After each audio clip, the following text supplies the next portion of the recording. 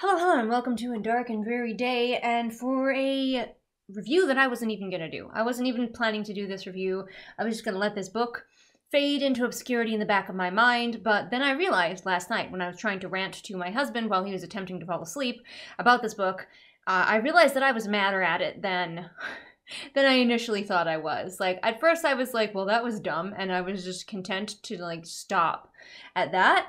But no, I have some thoughts about this book. The book is Never Lie, and it is a thriller that was available to read now on my library's website on Libby, and I was looking for a thriller to balance out the fantasy book that I had just finished, and you know that I like to kind of go fantasy thriller, like the two palette cleanse for each other really well, so it keeps me from getting bogged down.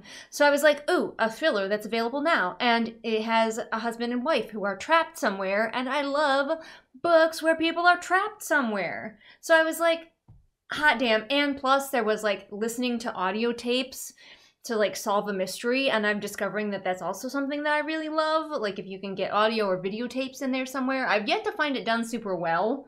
Like, recommend me ones where it's done well. But I am finding that I enjoy it as an element to these thrillers, so I thought that I was gonna like this. And instead, it filled me with irrational anger. Or possibly just rational anger. I mean, potentially after I explain this to you, you might agree with me that my anger is founded. I have tried at least one other book by this author before, and I believe I thought it was mid, and I need to start keeping track of thriller authors that I just don't work with well. Like, there's certain thriller authors just not my jam, and I need to start avoiding them to prevent mishaps like this. So, what is Never Lie about? I'm going to be looking over here to read the synopsis, so that's why I'm looking away from you. Newlyweds Trisha and Ethan are searching for the house of their dreams, but when they visit the remote manor that once belonged to Dr. Adrian Hale, a renowned psychiatrist who vanished without a trace 4 years earlier, a violent winter storm traps them at the estate, with no chance to escape until the blizzard comes to an end. In search of a book to keep her entertained until the snow abates, Trisha happens upon a secret room, one that contains audio transcripts of every single patient Dr. Hale has ever interviewed. As Trisha listens to the cassette tapes, she learns about the terrifying chain of events leading up to Dr. Hale's mysterious disappearance. No, she doesn't. Not really. Like a little bit. Kind of. Honestly, if we didn't go back to just have Dr. Adrian's point of view, we wouldn't, like, the tapes do not help her, like, trace the events. Like, if you cut out Adrian's point of view, the tapes would not be helpful basically at all. But yeah, okay, sure, they help her. Trisha plays the tapes one by one, late into the night. With each one, another shocking piece of the puzzle falls into place, and Dr. Adrian Hale's web of lies slowly unravels. And then Trisha reaches the final cassette. The one that reveals the entire horrifying truth. No, it doesn't. Oh my gosh, this blurb is such a lie. But that's okay, because the book is a lie. The title of the book is Never Lie, which is hilarious because both the blurb and just the book lie all the time. And not in a fun way. It can be fun to be lied to by a book, but not this one. Not this one. Alright, I'm gonna kind of go, like, down plot points. Because I need you to know how stupid the twist was. I need you to understand. Like, I already thought that this book was not very intelligent and not very well written or skillfully written. But then we got to the twist and I was like, are you serious? Be so for real with me right now, book. Is that the twist? Is that the twist you're actually going with? Would you like to try again for a better twist? One that's not ridiculous and not in a fun way. Again, ridiculous endings on thrillers. I'm down for some shenanigans. I am down for some just wild and crazy times. This was not that. This was not the fun kind. This was the kind that makes you pull your hair out, because what the heck? We have newlyweds, as it says. I think they've been married like a year, actually. Trisha and Ethan, they're looking for a house. They're going out on a very stormy winter day to go see a house with their realtor. And when they get there is a light on upstairs, like in the attic, but nowhere else in the house.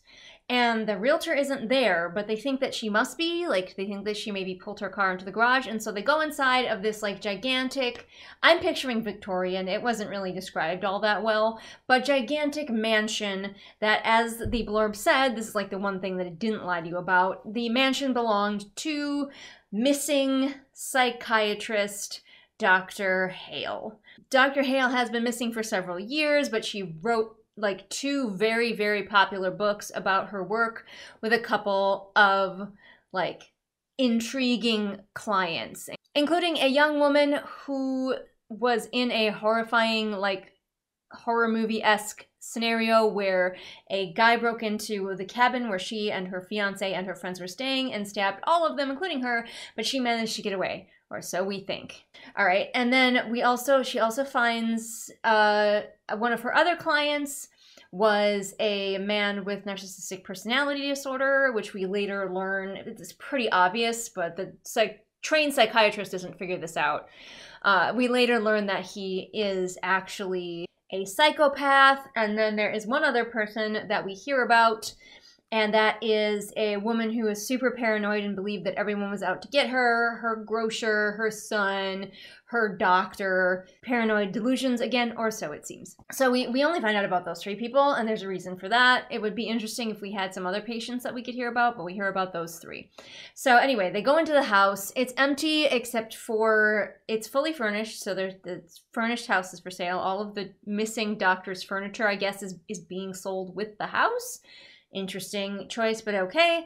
The husband loves the house immediately, but the wife, Trisha, she's nervous. She's put off by it. We're told that she's always had like a sixth sense for these things. That goes nowhere, but at the beginning of the book, she's like, I've always had a sense for when things are wrong, and you're like, ooh, will there be like a supernatural element? Fucking no. That was just to prime you to be nervous. Everything that this author does is like a blatant trick to try to get you to feel the way that she wants you to feel. And I know what you're saying, but Julian, that's what writing is. It's all just blatant trickery to get the audience to feel the way you want them to feel. Yeah, except for this author's really bad at it. It's like other authors might subtly guide you towards feeling things. This lady is hitting you over the head with a frying pan that says, feel the way I want you to feel.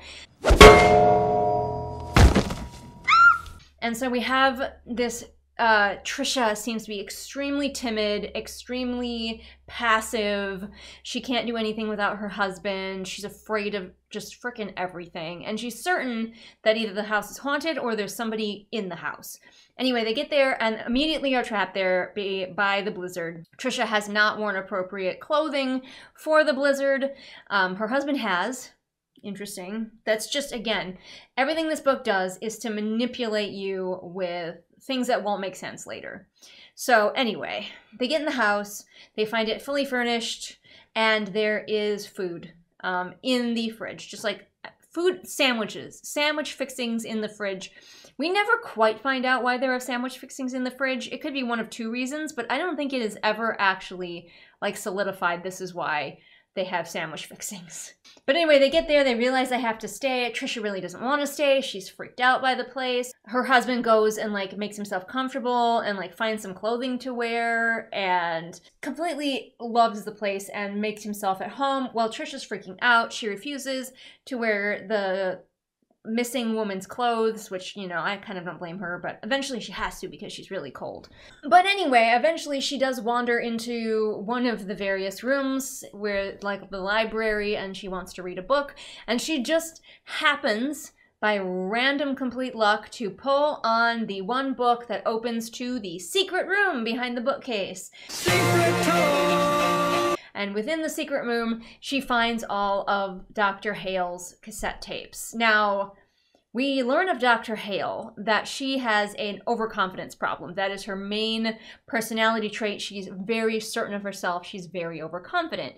And one of the ways that she's overconfident is she doesn't believe that she needs, like, to protect things like herself and her house. She lives alone way out in the middle of nowhere. And she lets her clients, who, again, are people with serious psychiatric issues, come to her home for appointments.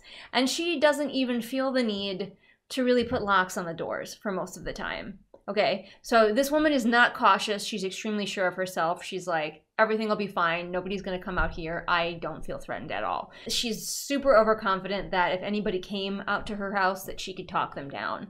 So that's fine, but then why would this extremely overconfident woman who's so certain of herself hide her tapes in a secret room behind a bookcase? Never explained. She just did. She just did so that we can find it, and it's interesting. And of course, Trisha's like, OMG, I have to listen to these.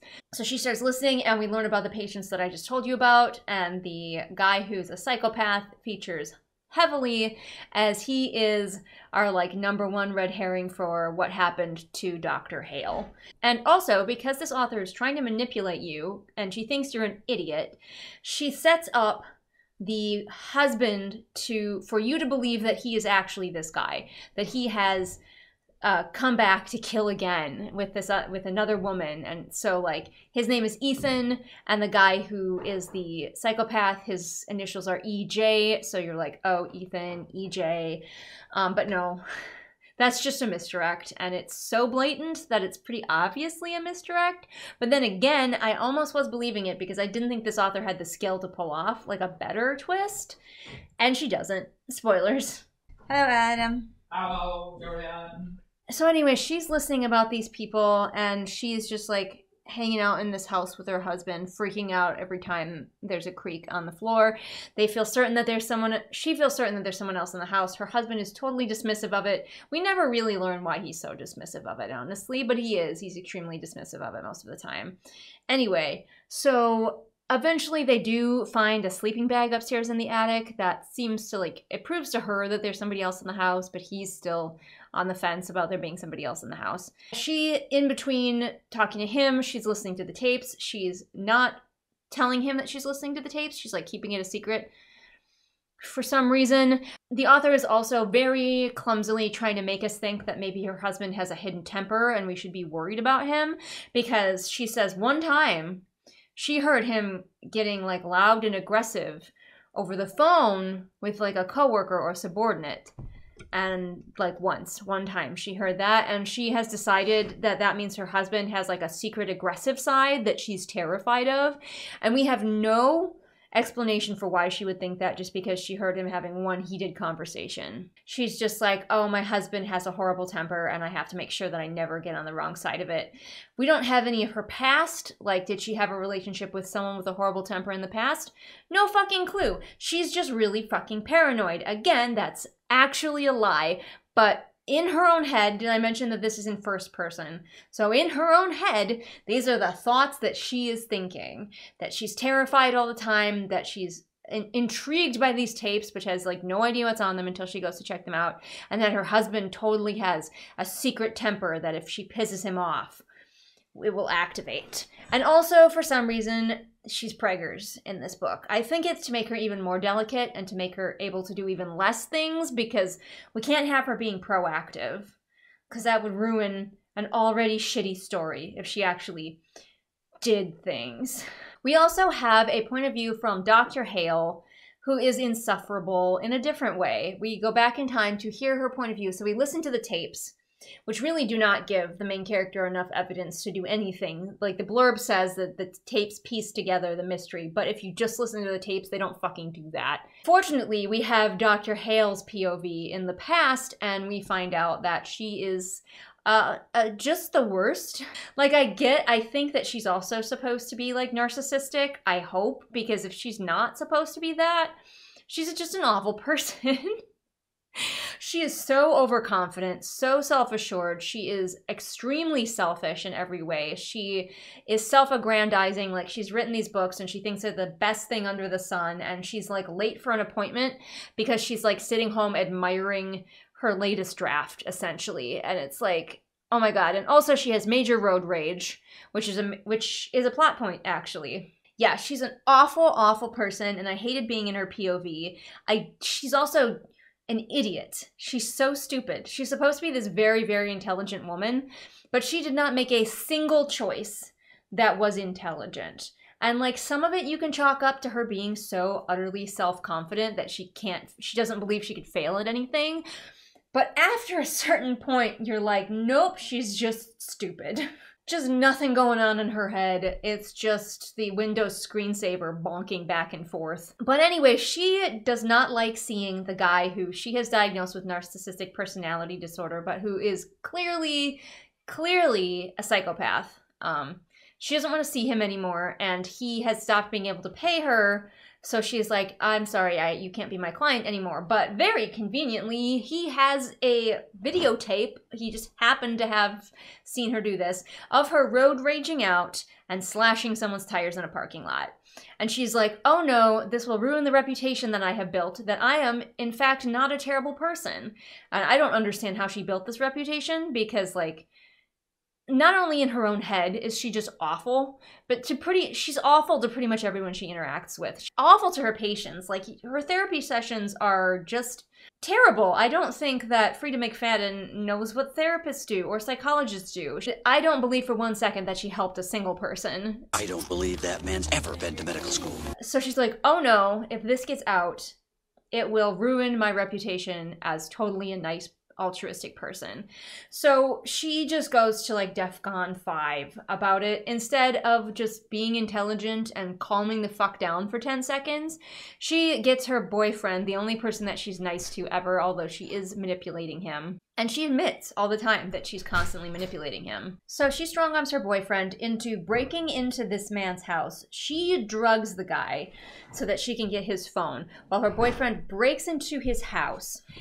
And she is too stupid to think that this guy might have cameras. So she gets rid of the one video, only for him to turn up and replace it with a different video of her boyfriend breaking into his house and rifling through his stuff and getting into his computer. And so it's like, okay, well, at this point, your stupidity, this is your own fault. But of course, the Dr. Hale just needs to go the next step. So again, we find out not through the tapes, but just conveniently through her point of view, that all of her clients are not who they seem to be, except for the psychotic guy, who actually, like, somehow you almost feel a little bit sorry for him at the end, the psychopath, because she decides that the next logical step is murder. She's gonna have to kill this man. She hires one of her clients, who she has figured out through her massive intelligence that we never see, is actually a murderer. It's the girl who said that she was attacked by like a slasher villain and he stabbed all of her friends, and then she stabbed all of her friends and then herself, and then claimed that it was the slasher. And Dr. Hale totally figured that out with her amazing big brain abilities somehow, even though we never see these big brain abilities actually happening on the page. So Dr. Hale, of course, makes the next logical choice to save her reputation and tells this girl, who is like a professional hit woman apparently, to like go and seduce and kidnap the psychopath and bring him to her house, where Dr. Hale puts him in yet another hidden compartment. Her house is just full of hidden compartments. Like, I'm a little bit jealous that my house doesn't have those hidden compartments in it. She puts him in a different hidden compartment and seals it off so he suffocates to death. And she's like, my work here is done. Yes, I lost my boyfriend in the process, because her boyfriend is literally the only redeemable person in this entire story, which is fine. Again, I feel like I keep needing to qualify this, because like, having a bunch of irredeemable characters in your thriller isn't bad. It's just the way that it was done in this book. This author took, every turn this author took was a wrong one. So yes, she has killed the man and she carries on with her life, and she is like, this is great. She gets her boyfriend back, again, because she's extremely manipulative and evil. She gets her boyfriend back. I think that she might also actually be a psychopath, and maybe that's being hinted at, and that might be the only thing that is actually true in this entire book. But she gets her boyfriend back, life is going well, but then the girl that she hired as a hit woman shows back up for no reason and is nervous that they're going to be caught, even though significant time has gone by and no investigation has been done. The psychopath guy had no family, had no friends, so like the police did like bare minimum to look for him and then called it off, and they got away with it. It was the perfect crime. Nobody suspected it was his psychologist, because on the books he had stopped seeing her a while ago. So Nobody suspected a goddamn thing. She must have at some point gotten back into his house and deleted the videos that he had of her boyfriend. I don't think that was mentioned, but I'm gonna just headcanon that she did that, because otherwise the cops would have figured that out. They would have found that on his computer. But anyway, the girl comes back and she's like, I'm really nervous that we're gonna get caught. And I could tell that the author really wanted to call this book like Two Can Keep a Secret, but I think that's already a thriller book title, because this girl keeps being like, two can keep a secret if one of us is dead. And so she kills Professor Hale and does something with the body, I can't remember, but she's like, okay, my work here is done. Now here we come to the twist. Oh my gosh, can you guess it? Because for most of the book, you're supposed to think that the husband is actually the psychopath and he has gotten a new wife and brought her here so he can murder her, but that is in fact not true. Actually, who the main character is the girl who did the hit, the girl who killed her friends and pretended it was a slasher. She's come back because she wants to find, again, it's really unclear and we are in her point of view. She still thinks that she's going to get caught somehow. Now that the house is on the market, she's like, I'm going to get caught for having killed somebody. I have to go and find the tapes and the bodies. She doesn't know about the tapes, but she knows that there's bodies and she needs to like find the body of the psychopath so that she doesn't get implicated. I don't really understand why she thinks she would be implicated, but she's got to find him. It's really dumb, but the dumbest part is that we have been in her point of view, first person point of view this entire time, and we have been told blatant lies in her point of view to make us not suspect that she's up to anything. Blatant lies, not like I'm lying to myself kind of lies, just actual lies. There's a reviewer on Goodreads who actually braved reading this book a second time and cataloged 38 just blatant lies to herself and the reader in her own head that don't make any goddamn sense. They are just misdirects. The author was not thinking about whether they would make sense later. You cannot go back in this book and be like, ooh, if I reread it, I'll be able to see all of the clues. No, you can't, because there aren't any, because this author lied to you in the character's own voice, in the character's own head. And we're not talking about the character telling other people things. Those could be lies, that's fine. She was thinking them in her head. Like, just a couple of them, for example, how terrified she is that she's going to go into this house and find Dr. Hale still alive. She killed Dr. Hale and she fucking knows it. Like, okay, maybe Dr. Hale's ghost, but she acts like she doesn't know what happened to Dr. Hale. In her own head, she doesn't know what happened to Dr. Hale. She also totally planned to be trapped here during the blizzard so that she could search for the tapes. Okay, then why didn't she dress appropriately for the blizzard? Her husband is dressed appropriately for the blizzard. She very pointedly, many times, we are told how she is not. And she never thinks about how it was a mistake because we're not given any indication that she actually wanted to be here. Like, there are so many things like that. Like her constantly bumblefucking her way to answers. Things that she would like already know. Like, she looks at the portrait of Dr. Hale hanging over the fireplace and she's like, huh, I wonder who that could be. I wonder if that's a portrait of Dr. Hale. To herself in her head. When she knows it's Dr. Hale, she's met the woman. She has in fact been in this house before for appointments with Dr. Hale. And she, in her own head, doesn't know her way around the house at all, doesn't recognize anything. In fact, I'm pretty sure that she has seen that portrait before. In the flashback, we see her seeing the portrait of Dr. Hale, and she doesn't recognize it. And she doesn't recognize that woman. She doesn't know anything about Dr. Hale. She has no idea who her own tape is about. She listens to her own tapes about her pretending that a slasher villain killed her fiance and her friends when it was really her. She listens to those tapes as though she has no idea who this person is. In her own head. In her own head. It is one of the worst cases of a character lying to the reader in their own first-person point of view that I have ever read. And we already know how much I hate that, but this was so atrociously done. Just the worst, all for the sake of a tepid, limp plot twist. Like, we get to it and it's supposed to be like, oh, what a reveal. She's not who you thought she was because I lied to you. He's not who you thought he was. You thought he was the murderer, but he's not. And I'm like, okay, and? Is she gonna kill him?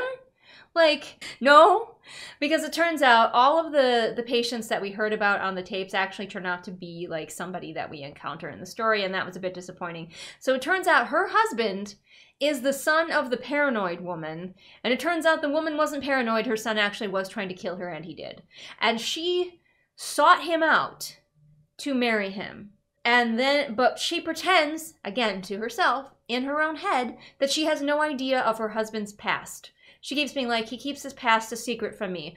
What are his parents like? They're dead. You know they're dead. Because you know that he killed his mother. That's why you sought him out. This is just some of the worst plotting that I have ever seen. And then there's the prose. The craft itself also so bad. I don't remember finding Frida McFadden's writing this terrible in her previous book. I don't know if this is an earlier one or a later one. I do think maybe I heard somewhere that like this one was self-published at some point, but I could be thinking of a completely different book, so don't quote me on that. But the writing is awful. The level of do you think your reader is dumb that is going on in this book, where just repetition after repetition. The author does not trust you to understand anything the first time she tells you, so every single thing is told to you 3 times. And that's just like repetition on a concept level, on a craft level, on a story level, repetition on a story level. But on a line level, she repeats words. She's one of the worst word repeaters. Let's say she used the word snow. She'll use it 5 times in the same sentence. It is atrocious. Or like the word felt, or any word, she's used a word, she's going to use it again. When they're like, I'm sitting there being a human thesaurus, being like, here's another word you could have used there, and you would have lost nothing. Just replace it with this word. She just repeated and repeated and repeated. I feel confident that if you chopped out all of the repeated phrases and repeated concepts, that this book would be like novella, like tiny. Because 90% of it is just her repeating things because she thinks you're too dumb to get it, apparently. It's so dumb. Oh, it's so dumb, it's brilliant. No! It's just dumb. So yeah. I did not enjoy this book. The plot was awful, the characters were awful, and the writing was awful. Why is this traditionally published? Why is this hugely popular, getting lots of like 4 and 5-star reviews? I don't know, but I do beg the people who are giving this book 4 and 5-star reviews to go find different authors, better authors. They exist. There are amazing thrillers out there that don't do this bullshit, and I am definitely going to be avoiding Frida McFadden in the future if I remember, because this book just like made her a never buy author for me, for certain, and also kind of explains why she was available to read now. I really need to stop reading the available now thrillers from my library because those are always the ones that disappoint me. Funny that, the ones that nobody wants to read, the ones that don't have people waiting to read them, are the ones that let me down. Why am I... It's just like I'm sitting here with my surprised Pikachu face on for no reason. So yes, have you read Never Lie? What did you think about it? Did you like it? Tell me why. Maybe you absolutely adore books that just frickin' lie to you because you like to be surprised no matter what. Like, even if it doesn't make sense, you'd rather be surprised than feel like you can follow the plot cohesively. That sounds like I'm saying it in an insulting way, but like there's different strokes for different folks. If that's what entertains you in a story, then this is the book for you. Go forth and consume it. Although if you've made it this far, you know all of the things, so maybe not. I feel like this is a perfect time to remind you all that I'm a developmental editor, and if you are writing a thriller and you're worried that you may have accidentally lied to your reader in your character's own point of view and thus rendered your story not making any sense, and thus made it so your story doesn't actually make sense, send it to me and I'll help you. I would love to help you turn your thriller into something deliciously twisty and unexpected that the reader will never see coming, but in an intelligent and thoughtful way. Oh, before I go, I did want to mention that a review that I saw of this, because I had to go read other 1-star reviews of this just for the catharsis after I finished. But another review I saw said that a lot of problems would be solved if this book had been from the husband's point of view. 1000% yes. Because then all we would have is what the wife was saying, is what Trisha was saying.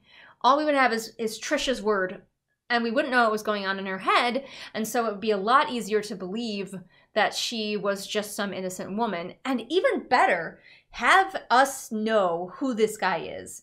Have us know from the beginning, because we're in his point of view, that he killed his mother.